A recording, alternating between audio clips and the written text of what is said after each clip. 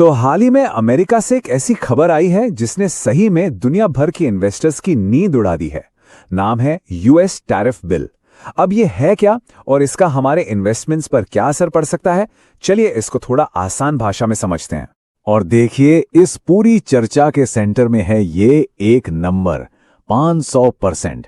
ये एक ऐसा आंकड़ा है जो किसी भी प्रोडक्ट की कीमत को सीधा आसमान पर पहुंचा सकता है।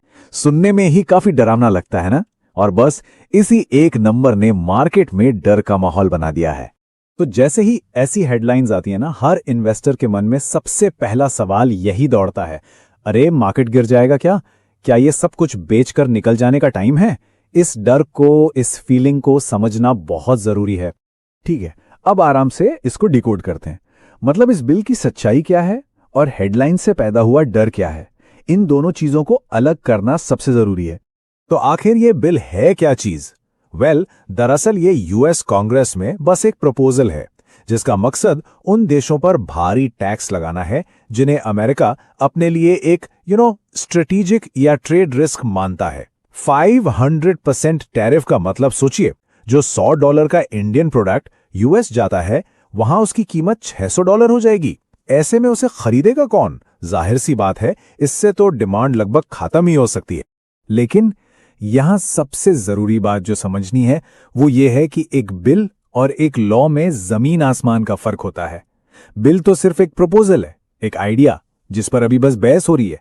हेडलाइंस ऐसी ही प्रपोजल्स पर बन जाती हैं, लेकिन जरूरी थोड़ी ना है कि हर बिल कानून बने, जबकि एक लॉ यानी कानून वो सारे लीगल स्टेजेस पार कर चुका होता है और उसका एक रियल, अहम, डिफाइंड इंपैक्ट होता है। मार्केट शुरू में डर से रिएक्ट जरूर करता है, लेकिन बाद में सच्चाई को देखकर एडजस्ट भी हो जाता है।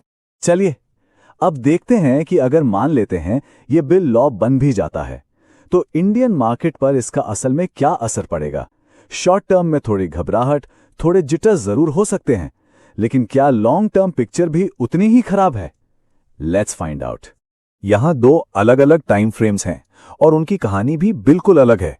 पहले बात करते हैं शॉर्ट टर्म की, मतलब अगले कुछ महीनों में मार्केट में उतार चढ़ाव दिखेगा। एक्सपोर्ट वाले स्टॉक्स पर प्रेशर आएगा। एफआईआईज यानी जो विदेशी निवेशक हैं वो थोड़ा कॉशियस हो सकते हैं और रुपये पर भी दबाव दिख सकता है। लेकिन लॉन्ग टर्म पिक्चर, 3 से 10 साल की कहानी इससे बिल्कुल अलग है। इंडिया की इकोनॉमी की असली ताकत उसकी डोमेस्टिक डिमांड है।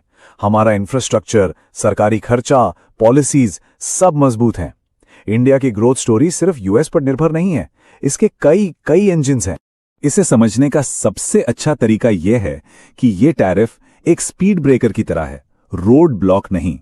मतलब यह भारत की ग्रोथ की रफ्तार को थोड़ा सा धीमा जरूर कर सकता है, लेकिन इस सफर को रोक नहीं सकता। अब जरा इस नंबर को देखिए। सोच के चलते हैं कि एक डाइवर्सिफाइड इंडेक्स फंड में एक्सपोर्ट से जुड़े सेक्टर्स का वेटेज 20% है। अगर इस डर की वजह से ये सेक्टर्स 15% गिर भी जाते हैं तो पूरे इंडेक्स पर इसका रियल इंपैक्ट पता है कितना होगा? सिर्फ 3% के आसपास। देखा, हेडलाइन 500% की है, लेकिन एक डाइवर्सिफाइड पोर्टफोलियो पर असर उससे कहीं ज्यादा कम है। तो अब सवाल ये उठता है कि इस पूरी सिचुएशन में एक एसआईपी इन्वेस्टर को आखिर करना क्या चाहिए? घबराना चाहिए या इसमें कोई मौका ढूंढना चाहिए? सच तो यह है कि ऐसी वॉलेटिलिटी एक बहुत बड़ा मौका हो सकती है। आइए देखते हैं कैसे। इसका लॉजिक ना बहुत सिंपल है। देखिए, जब मार्केट गिरती है तो घबराए हुए लोग बेचना शुरू कर देते हैं, जिससे प्राइसेस और नीचे आते हैं।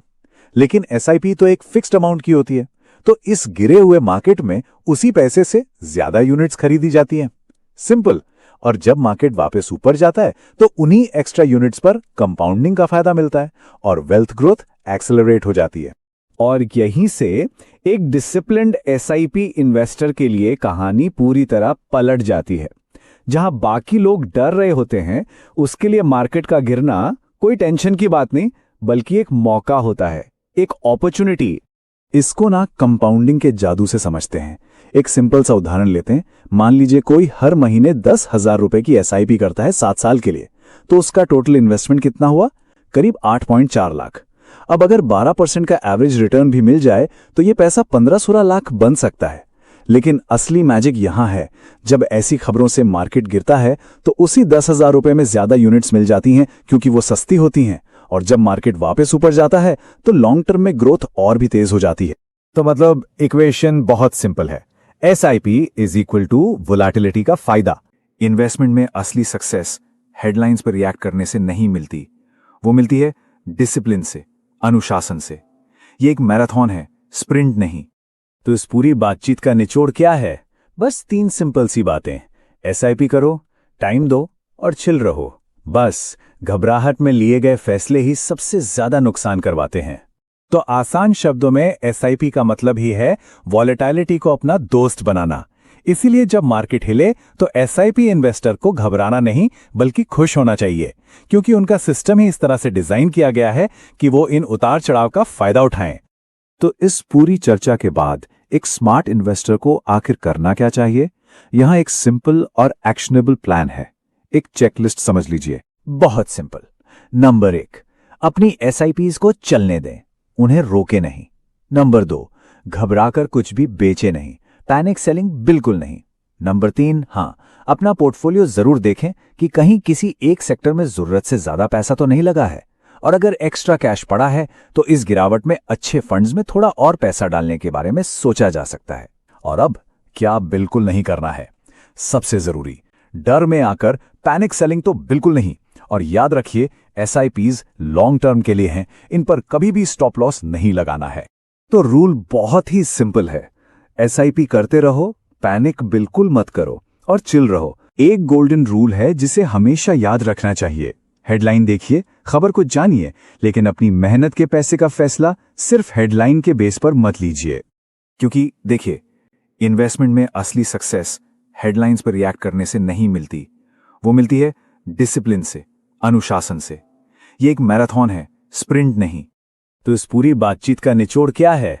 बस 3 सिंपल सी बातें। SIP करो, टाइम दो और चिल रहो। बस घबराहट में लिए गए फैसले ही सबसे ज्यादा नुकसान करवाते हैं।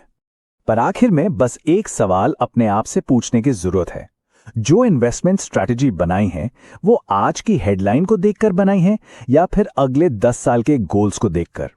इसका जवाब मिलते ही सही रास्ता अपने आप दिख जाएगा। और आखिर में इस पूरी बातचीत का निचोड़ बस इस एक लाइन में है कि जो मौके पर चौका मारता है वही मैच जीतता है। और क्या पता, बाजार में आने वाली ये गिरावट ही वो मौका हो चौका मारने का। तो अब सवाल ये है कि आने वाली इस वोलेटिलिटी को एक खतरे की तरह देखना है या फिर उस मौके की तरह जिसका एक स्मार्ट इन्वेस्टर हमेशा से इंतजार करता है। फैसला अपने अपने हाथ में है।